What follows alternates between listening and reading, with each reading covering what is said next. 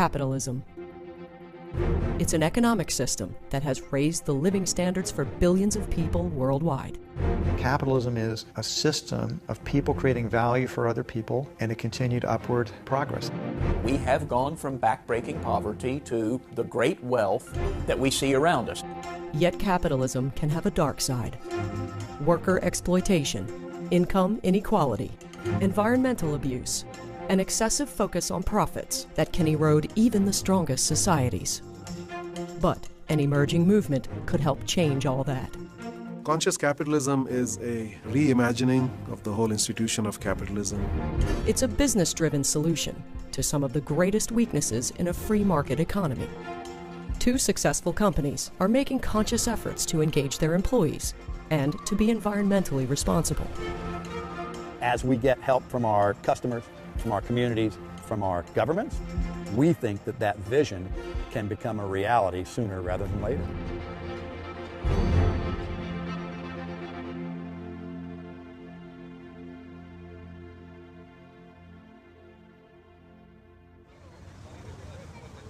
Capitalism provides financial incentives for individuals and businesses to thrive. It has lifted billions of people out of poverty, raised living standards for entire countries, and increased life expectancies around the globe.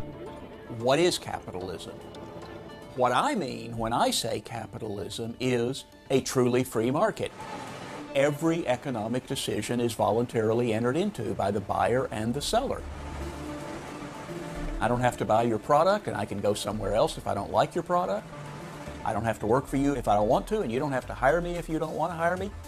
All of that is the market economy, and that's a free market. It allows everybody to choose. A business is usually organized to make money. It's what fuels growth and inspires businesses to innovate. From the beginning of time, people have been exchanging goods and services. Capitalism happens when people start to own property and mass-produce food and material on a larger scale. Other economic models emerge too, like communism and socialism, where government owns and distributes goods and services to the people. But for capitalism, success comes when businesses produce things that people want and can afford to buy. Yet it isn't perfect. Serious problems have emerged over time. Businesses can manipulate workers, consumers, and governments, and create unfair advantages in the marketplace. Vast inequalities can develop between the haves and have-nots.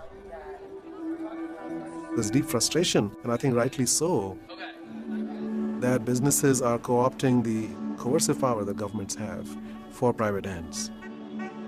It's a form of cancer, I think, that can eat away at a society.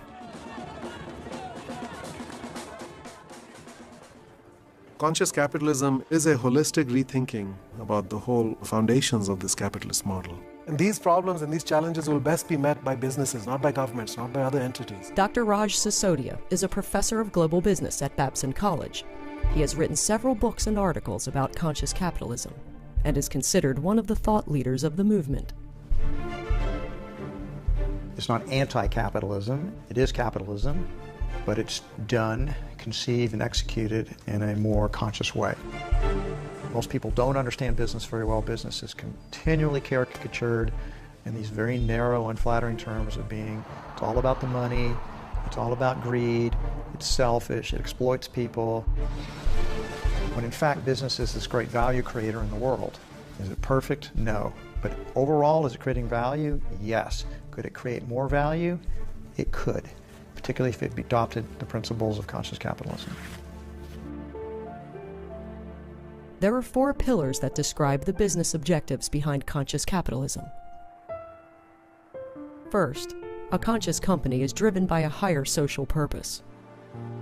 The thing that they're trying to achieve in the world that is necessary, that is inspiring, that people actually care about, customers care about, employees care about, etc. Creating value for all stakeholders, including customers, employees, the community, and the environment, is the second pillar.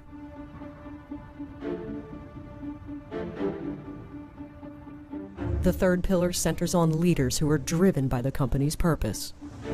We need leaders who care about what the enterprise is trying to do, who are also driven by caring for the people, and they care about the planet and the future. This is about leaders who mentor and motivate and develop and inspire people. They're servant leaders, right? And they're less about their own ego and more about serving. And the fourth pillar of conscious capitalism is about creating a culture that encourages employees to thrive within the business. This is simply about treating people as human beings who matter. The amount of value creation that can happen through this system, I think, is extraordinary. And we still haven't tapped into that fully. That's what I think our movement of conscious capitalism is showing. There's a lot more value that we're leaving on the table because of our mental models about how this actually works.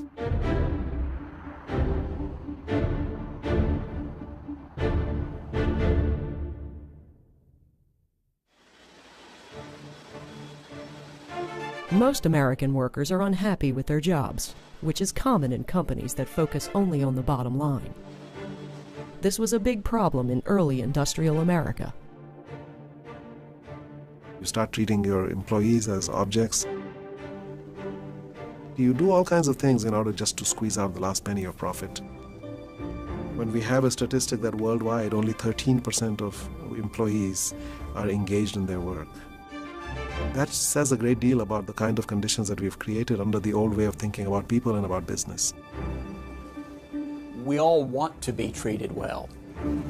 Fortunately, in a modern liberal capitalist society, we can all expect to be treated well. There's no one best way to treat employees because employees don't all want the same thing.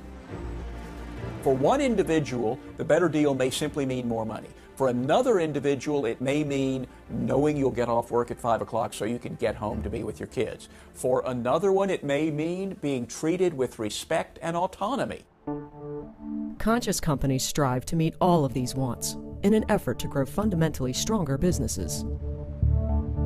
John Mackey is co-founder of Whole Foods Market, the world's largest natural foods retail chain, and a founding father of the conscious capitalism movement. A company like Whole Foods Market, it's all about the people. There is no Whole Foods Market without the people. And I don't mean just the team members, I mean the larger stakeholder communities. Want me to take the cards so I can load them up? Whole Foods Market has about 445 stores. We're doing about $16 billion a year in sales. We have about 90,000 team members working for us. Organizations in the 21st century need a different type of leadership. It needs leadership that is more of a servant leadership that's serving the higher purpose of the organization, serving the stakeholders, trying to create value for all of them simultaneously.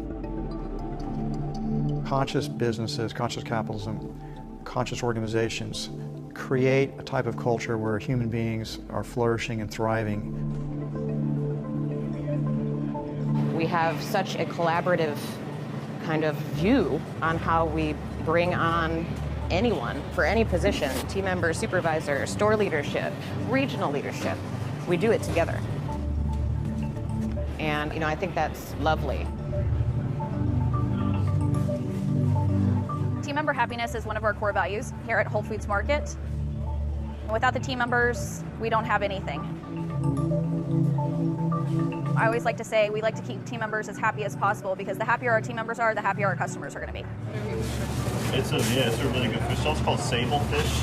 Sable fish, yeah. The company operates with a great deal of empowerment, a great deal of decentralization, and there's a great deal of respect for the ordinary employees. Within every store, a lot of the control resides with teams, so we have about 13 teams in every store. And each team is responsible for a part of the store, the bakery, the produce, the meat, etc. Each team is kind of self-governing. They elect their own leader. They do their own hiring.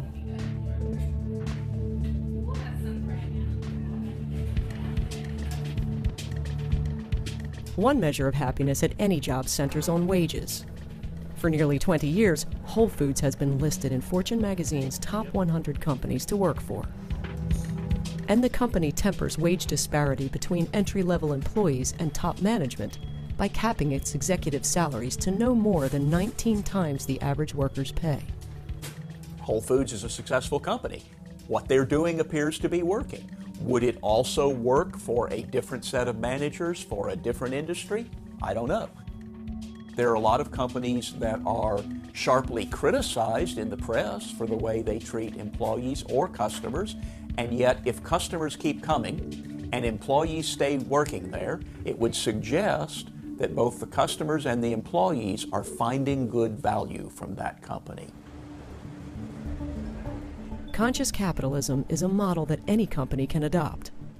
Whole Foods creates value for employees and customers by working with conscious vendors and insisting on positive working conditions. In 2015, employee turnover at Whole Foods was 14%, while the national median in grocery retail was 47%. This difference in turnover reduces costs for hiring and training new employees. It also translates to a stronger work environment because employees are happier and more knowledgeable. I started working for Whole Foods 9 years ago as a cleanup boy. And the older guys started to teach me what they knew, and pass on what they wanted to pass on. Through my time, I feel like not only have I made a choice to be a better meat cutter or a better communicator or whatever it might be, the experience as a whole has made me better as a person. Whole Foods employees are referred to as team members and have a spirit of autonomy and trust. They're encouraged to come up with new ideas and test them out. Ideally, if you have a healthy culture, it has an immune system, but it also allows new energy to come into it and help mix with it and transform it, so it's evolving continuously. We created our very first bar at Whole Foods Market now about 6 or 7 years ago in Santa Rosa, California. They didn't have to ask permission. They were free to do the innovation. Where they were doing more sales in draft beer than we were selling total seafood in the store within a few weeks of opening. It was an outstanding success. So the point is that people have the freedom to experiment. They can try ideas out. If they don't work, get rid of them. If they do work, spread them and improve on them. Whole Foods team members have more of a voice and opinion. Feedback is always welcome with an open door, whereas sometimes working at other retailers, those opinions and that feedback isn't necessarily always welcome. When employees can express their opinions, they can be more effective with customers, who then enjoy a better shopping experience. Oh my God, that's so good. I think that conscious capitalism is just a thoughtful way of doing business. When you create partnerships with our vendors and our suppliers, when we're partnering with new team members, when we're bringing them on board, when we're thinking about the experience that we're creating for the guest, we're being thoughtful in every aspect of the way that we do business from start to finish. I would like to think it's a large community of people caring about each other.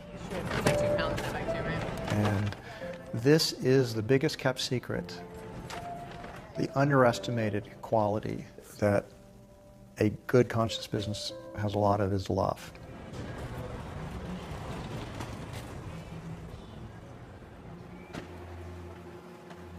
Sometimes I say you learn the essence of civilized society in kindergarten. Don't hit other people, don't take their stuff, and keep your promises.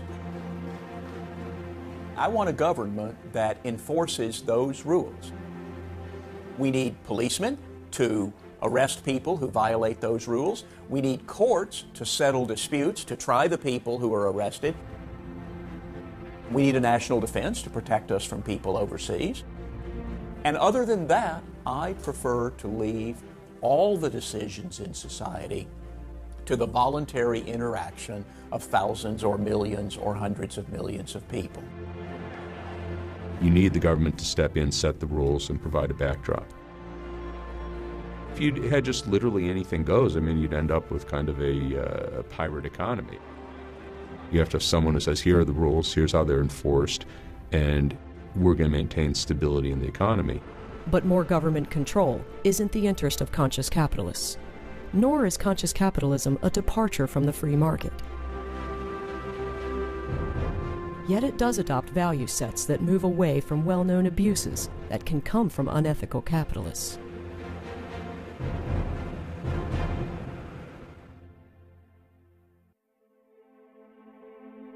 For centuries, businesses have exploited natural resources for short-term profit without regard for sustainability of our planet. There is a growing concern around the world about some of the consequences of the way in which we have generated prosperity, especially over the last 200 years or so. On the one hand, we've done tremendous things for ordinary people all over the world. But at the same time, the price that we have paid for our prosperity may be too high. I think most noticeably, what's happening with natural resources, what's happening also on our health and well-being, the chronic diseases that people have, the incidence of cancer and diabetes and many other things that are all increasing. We're realizing that there's a need for a fundamentally better way of thinking about this, which will allow us to still gain the benefits of prosperity and modernity, but actually do it in a way that we can survive on this planet and enable other living species also to survive. To me, that is the biggest factor that is driving the rethink of capitalism, that essentially what we're doing is not sustainable. One company has turned a mounting environmental problem into a cause and an asset. The trash and recycling giant, Waste Management, is at the forefront of conscious efforts. Their highly successful business model includes creating a cleaner and more sustainable environment. Conscious capitalism, the second word capitalism, we can't look beyond that. If we were a governmental agency, if we were a charity, we'd do things a lot differently. But we do have to look at things through that lens of capitalism, where we need to make money. When you talk about the conscious capitalism part, that's where Waste Management, I think, separates themselves completely from all the other waste companies. The company challenged its employees to help solve landfill contamination problems. As a result, Waste Management has redefined trash and turned it into a money-making commodity.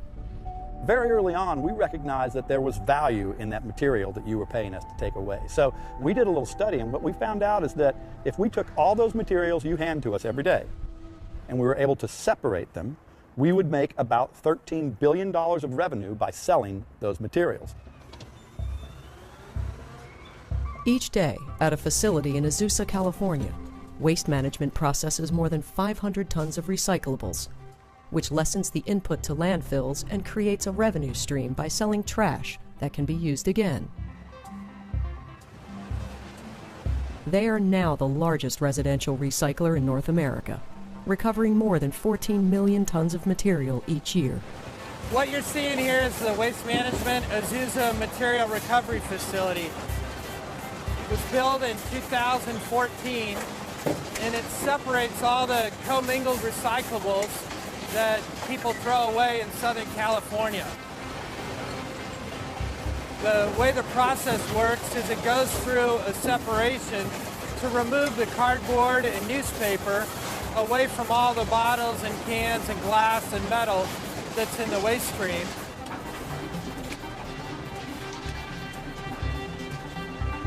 You see the material drop into the screen.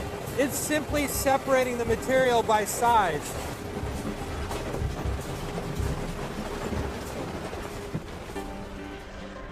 Another business opportunity arose when they needed to slow down the filling of their landfills. They began an organics recycling program at one of their sites in Northern California. Organics plus waste into the landfill equals about 1,200 tons a day. And about half of that actually gets composted. So it doesn't go into the landfill, it goes into the composting process and gets made into a valuable commodity.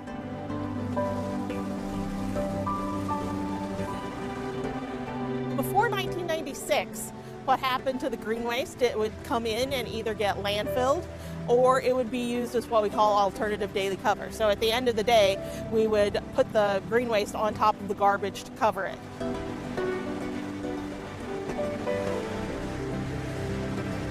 We started composting then. About a year and a half ago, the needs of this area when it came to composting have grown immensely. So we needed to get even more organic material out of the landfill.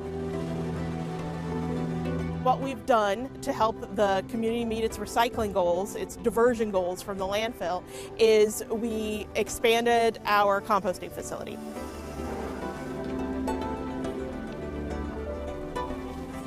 We take yard waste, we take landscape waste, we take food scraps from residential customers, and that all becomes the product you see behind me. Ready to go back out to the gardeners and the farmers that generated the food scraps and green waste in the first place. We have a goal that we set a few years ago to recycle 20 million tons by the year 2020. That's a goal we're still trying to achieve, and it was based on really the amount of material that we take into our landfills, looking to see what kind of diversion rates do we think we can go out with our customers to help us achieve. And we try to make sure the customer is aware of what we're trying to accomplish every day. Ironically, one of the most innovative recycling programs comes from having a huge landfill that is already filled with decades' worth of trash. Here at the site, we have about 47 million tons of waste placed in the landfill, and as that waste naturally degrades through the process of degradation, it produces landfill gas. And landfill gas primarily consists of methane and CO2 as the two major components. Sometime around the mid-1980s, we realized that that gas was a resource that we could harvest. Employees proposed that the company invest in a long-term solution, build a plant that could turn the methane from the landfill into an operational resource, liquefied natural gas. When we set off to look at whether or not an LNG plant would make sense, a big part of the initial question was, where would you do it and why? And this site stood out because it was large. It was in an area where the community and the customers were looking for innovative approaches, and we had a lot of gas available. When you went up to our Altamont landfill, what you saw is what I call our environmental closed loop. We pick up that waste, we put it into our landfill. When it goes into our landfill, it creates methane gas.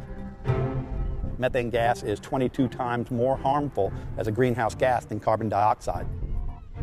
So if your waste just biodegraded in your backyard, it's going to create that methane gas. What do? We capture that methane gas. We don't let it go into the environment.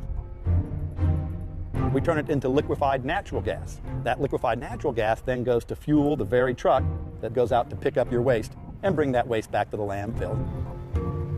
The plant consumes about 2,500 cubic feet per minute of landfill gas.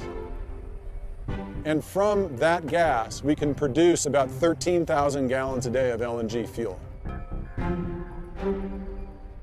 That 13,000 gallons will fuel over 300 garbage trucks that go into our communities. And we will send that fuel to about 6 or 7 different locations throughout California, from San Diego all the way up here to the Bay Area.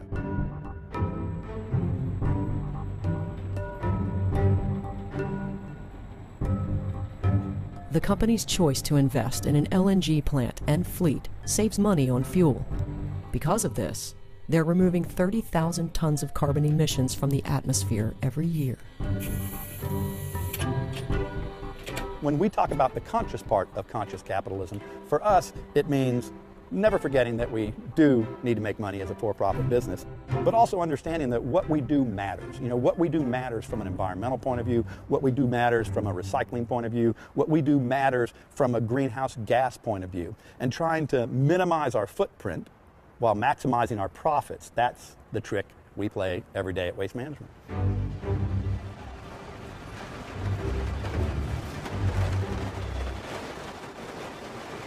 According to their annual report to shareholders, Waste Management serves 21 million customers and employs nearly 43,000 workers. The core piece of every good business is backed by great employees. They're on the front lines of this environmental fight that we're having to recycle. The core part of what the employees are doing is trying to make sure that the quality of material we have, even when you mix it with the technology, is something that we can make a great product at the end of the day for our customers to use and continue to recycle. We know where this industry is going. Ultimately, where it's going is to a place where we take all the materials and we do something different with those materials rather than put them into a landfill.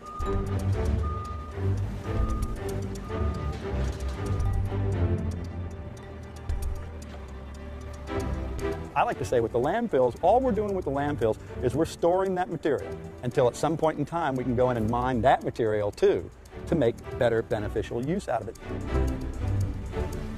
But the vision for this company is to take that 100 million plus tons of waste that you paid us every day to haul away and to take it and to get the highest value out of it. For us, that not only makes environmental sense, but it makes economic sense.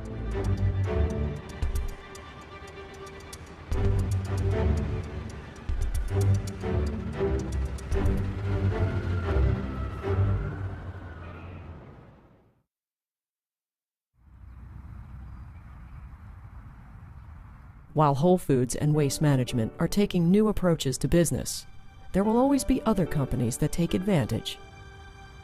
But conscious capitalism creates a different vision. If you think about it, none of this is that revolutionary. This is pretty much common sense. You find this kind of way of thinking in all the ancient wisdom traditions, the so-called golden rule, right, which exists in all of the traditions, and something that we have lost sight of when it comes to work. When you begin to get more conscious about your organization, about your business, then you will seek to root out the cultural elements that are causing harm, that are not allowing people to be happy and flourish. Conscious capitalism, then, is a response to the problems that people bring to a market-driven system. Perhaps its most important byproduct is the confidence that it creates for customers and all stakeholders. How do we make sure that every dollar we invest is the right thing for our shareholders and the right thing for the environment? We need the help from our customers. We need the help from our communities. We need the help from our governments in order to do that. We stand ready, willing, and able to do it. As the economy continues to improve, optimism around the American dream will also improve. But I think the American dream is here to stay in the minds of most Americans. It isn't about being wealthy for Americans, and it's not even about being middle class. It's much more about being able to sleep well at night, knowing that through your own hard work, your own ambition, enough resources to provide for yourself and your family. If this becomes a default way of being for business, then it will fundamentally transform the lives of everybody on this planet. It's about human beings being free to do the right thing, by each other and for themselves. And if we stay true to that principle, I think we'll be fine. I think it'll just get better and better.